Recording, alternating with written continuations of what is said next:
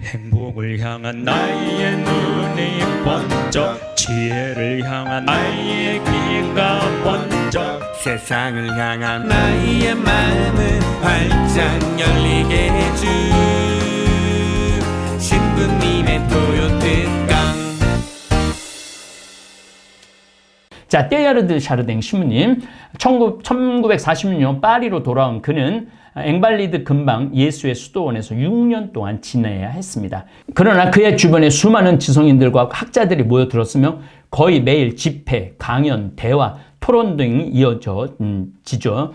1948년 그의 주 저서인 인간현상은 로마 교황청에서 서적 검열 중 문제점들이 지적되면서 출판이 허락되지 않습니다. 글 쓰는 사람들한테 치명적인 약점 중에 하나가 출판이 허락되지 않는 거예요. 저처럼 강의하는 사람들한테 치명적인 것은 강의하지 못하게 하는 거죠. 자유를 빼앗는 거죠. 그러나 그 원고는 수많은 독자들에게 등사본으로 읽혔으며 그들 중엔 적지 않은 사제들과 신학생들이 있었어요.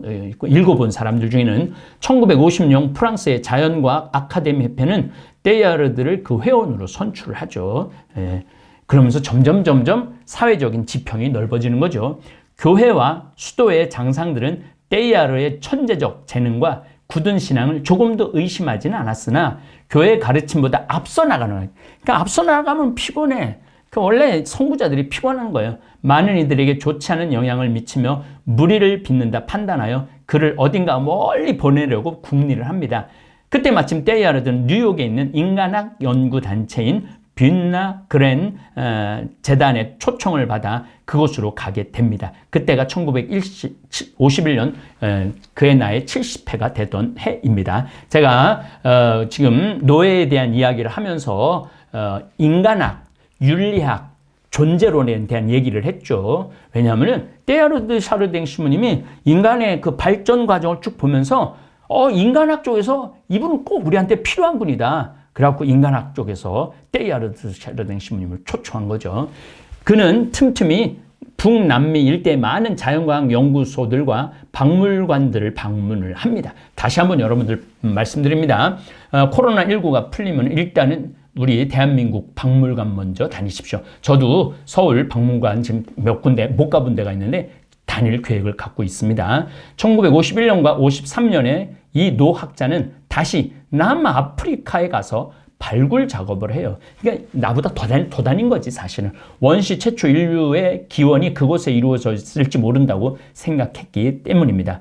1954년 그는 다시 파리로 갑니다. 그는 거기서 남아프리카에 대하여 순수 자연과학적인 연구 발표를 합니다.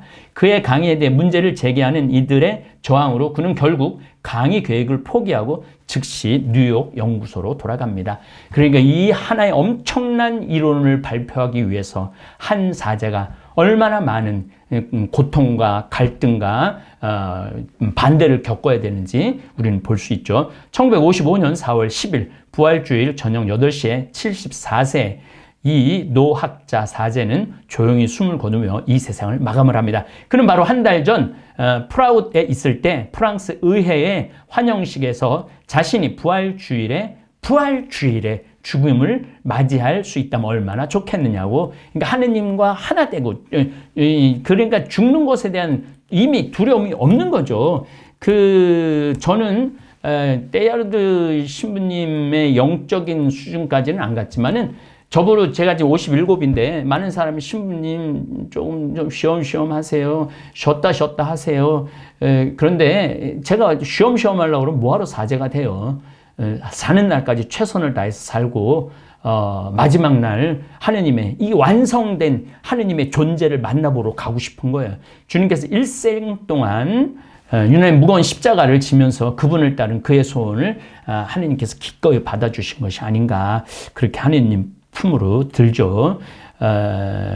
그는 전문 신학자는 아니었으나 그의 사후 1955년 15년 이내에 생전에 금지되었던 책들이 계속해서 나옵니다. 신적 환경, 우주의 찬가, 인간 에너지, 인간 환경, 자연 속에서의 인간의 위치, 인간의 미래, 기독교의 진화, 제가 이제 이런 모든 내용들을 여러분들 제 특강에 담아서 이렇게 여러분들 안에 넣어드리는 거예요. 등의 단행본 및 신학적 논집을 남깁니다. 그 중에서도 대표적인 작품은 인간 현상, The Phenomenon of Man이라는 책이에요. 그것도 1939년에 썼으니까 거의 뭐 젊었을 때 이미 이 신부님은 그 선이 다 완전히 자신이 있었던 거죠. 태초에 우주가 발생하고 태양의 파편으로부터 나와 형성된 지구는 이건 뭐 그냥 정말 제 머릿속에 그려지는 그림 그대로입니다. 무기물과 유기물을 구성하면서 생명 현상을 출현시킨다는 것이다. 그가 이것을 가능하게 한 것은 사랑 때문이라고 그래요. 사랑, 놀랍게도. 그러니까 이 안에도 사랑이 있다는 거예요. 유기물에도 사랑이 있고 무기물에도 사랑이 있고 저 지금 난에도 사랑이 있고 지금 사무실 홍콩 야자가 새순을 피우고 있거든요. 저는 그 지금 나는 자연인자대로 나가겠지만은 홍콩 야자를 보면서 이게 사랑이구나, 이게 신비구나, 그냥 저절로 감탄이 나와요. 그리고 홍콩 야자는 아마 내 말을 들을 거예요. 아무도 들여다보지 않는 사무실 구석에 하루에 10번 이상 와갖고 너 생명이 언제 솟아날 거냐 이렇게 물어보는 나에게 요만한 손을 내밀었어요. 그게 바로 테일하르드 샤르댕 신부님이 온 만물 안에 당신의 사랑이 다 들어있다는 거죠. 그 사랑의 완성은 인간이고 그 인간을 통해서 당신의 그 사랑의 나라의 완성 포인트는 완성된다는 얘기입니다. 예, 테일하르드 샤르댕 신부님은 사람만이 사랑하는 사랑의 점유적인 입장이 아니라는 거예요. 사람만 사랑할 수 있다는 게 아니에요. 생명을 가진 모든 것은 사랑하며 산다는 이야기입니다. 핀드원 농장 이야기도 제가 1950년대 말 60년대 영국의 핀드원 농장이 펌프킨, 맞아요. 호박을 키우는데 다른 그 펌프킨 농장은 요만한데 핀드원 펌프킨은 이만한 거예요. 그 다음에 양배추도 다른 농장은 하나인데 핀드원 양배추는 7배, 8배. 그 세 사람이 총 그 척박한 땅에 가서 했는데 어떻게 했느냐? 기도하고 사랑하는 마음으로 했다는 거예요. 그때부터 이제 많은 연구가 나왔죠. 행운목 집안을 갖다 놓고 예뻐한다, 미워한다 그러면 예뻐한다 그러면 잘 자라고 예뻐한다 그러면 죽고 그런 것들에 대한 이 근거의 바탕이 되신 분이 바로 테일하르드 샤르댕 신부님이 1936년에 벌써 그런 책을 썼다는 거죠. 이 포유류에도 모성애는 있으며 아까도 올라오기 전에 돌고래가 새끼가 죽었을 때 마지막 그 며칠을 그렇게 울면서 바닷속으로 떨어뜨리지 않는 거. 저도 스킨스쿠버를 하면서 그 아름다운 돌고래들의 유형을 봤을 때 그 둘이서 서로 사랑하니까 그렇게 하는 거 아니에요. 믿기지 않지만 사랑은 물질의 미세한 분자에게도 있다는 얘기예요. 단지 그것이 낮은 단계로 갈수록 희미하거나 모호하기 때문에 사람은 흔히 사랑이라는 것이 사람에게만 있다고 착각하는 것일 뿐이라는 거죠. 사실 사람 안에도 사랑이 없는 사람이 얼마나 많아요. 사랑이란 나와 타자가 조화롭게 하나가 되려는 욕구예요. 굉장히 중요한 말이 나오는데 사랑은 뭐 남자하고 이쁜 여자하고 남자가 서로 막 이렇게 막 애정을 갖고 막 이러는 것이 아니고 나와 타자 상대방이 조화롭게 하나가 되려는 욕구입니다. 그래서 저는 제 친구가 뭐 70살도 있다, 80살도 있다, 90살도 있다 그러는데 이렇게 같이 그들하고 시간을 이렇게 같이 보내다 보면은 굉장히 행복해요. 그리고 뭐를 느끼냐면 사랑을 느껴요. 그래서 그 사랑 안에 어떤 육체적인 욕구가 아닌 어떤 정말 좀 더 높은 차원의 사랑을 느낍니다.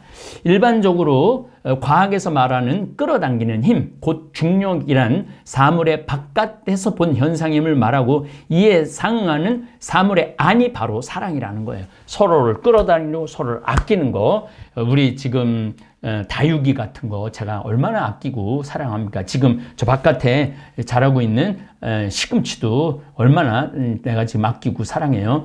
그리고 이 생태맘 청국장 가루 정말 갈 때마다 내 에너지를 탁 주고 와요. 사랑 에너지야말로 생명의 진화를 가능케 하는 창조적인 힘이라는 것입니다.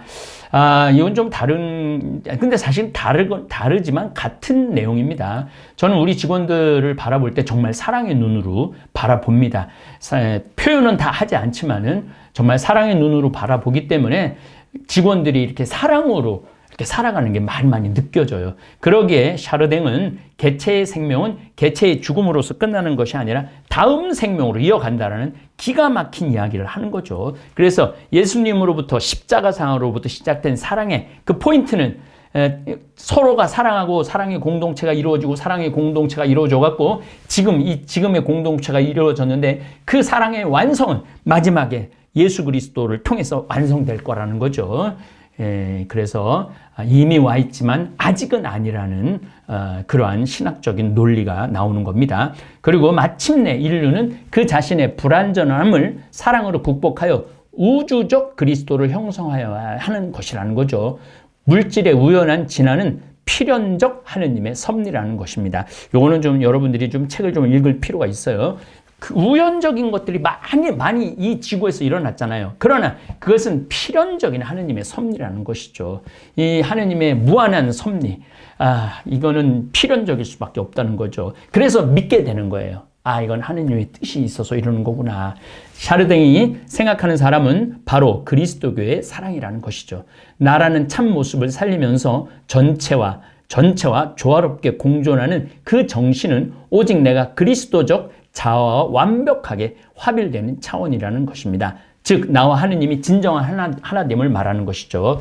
제가 늘 잠비아 여러 번 얘기하고 생태마을 이제 전 세계 생태마을을 40개를 만들 거다. 근데 이게 내가 한 말이 아니에요. 내 안에 있는 하느님이 이게 그냥 우연적인 진화였는데 필연적인 하느님의 섭리가 있다라는 걸 제가 요즘 많이 느끼고 있습니다. 정말 전 세계 생태마을 40개 만들게 생길 판이에요. 그리고 그날이 오면 이 세계는 새 하늘, 새 땅이 올 것이며 우리 자신도 지금과는 다른 존재로 변화되어 있다는 것이죠.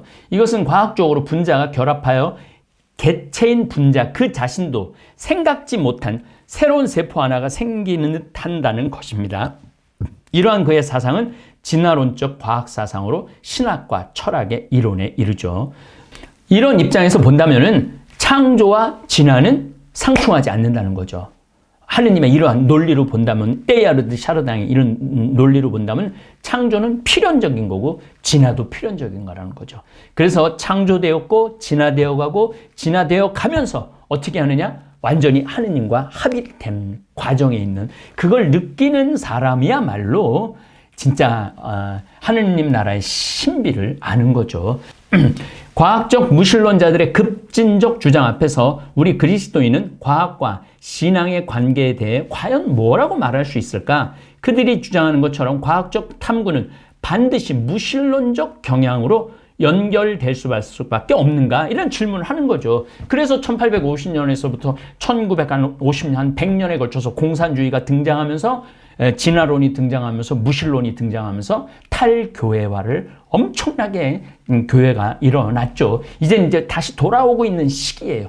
이제 신학적으로도 많이 돌아오고 신앙적으로도 많이 돌아오고 있죠. 또 이제 저 같은 신부, 데이아르드 샤이드랑 같은 또 선구적인 신부, 또 그것을 완성한 토마스 메리 같은 신부님들, 그리고 요즘 젊은 많은 신부들이 이런 신학을 공부를 많이 해서 많이 이끌고 있죠.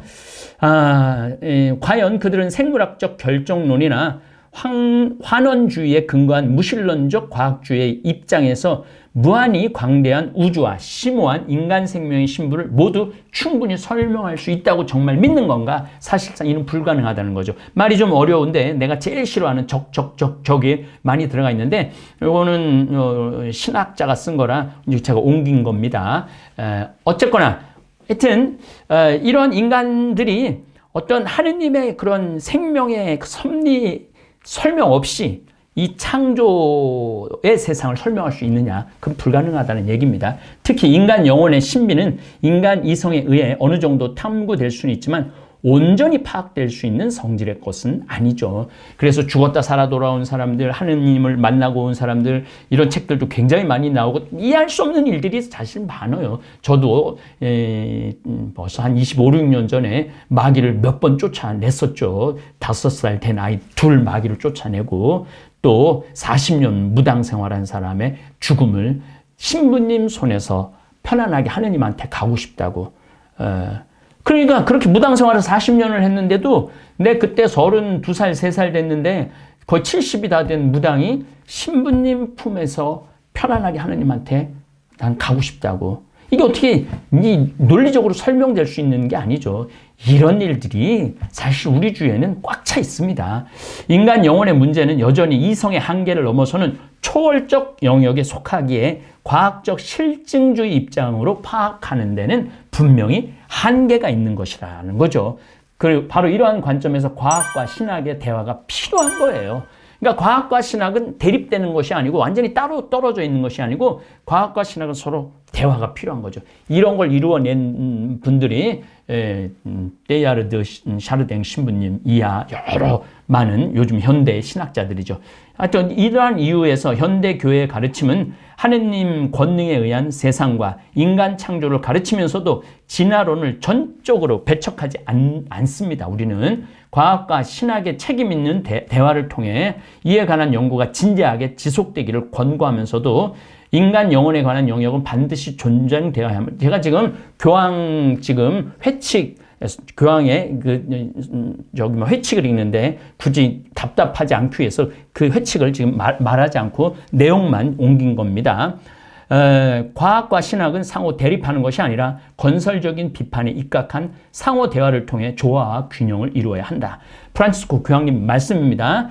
이 둘은 우주의 기원과 인간 생명의 신비에 대한 진리 탐구적 열망의 동일한 원천에서 비롯해 각자 고유한 길에서 위대한 근원적 신비를 향한 길을 제시하는 것이라고 긍정적 관점에서 이해할 수 있다.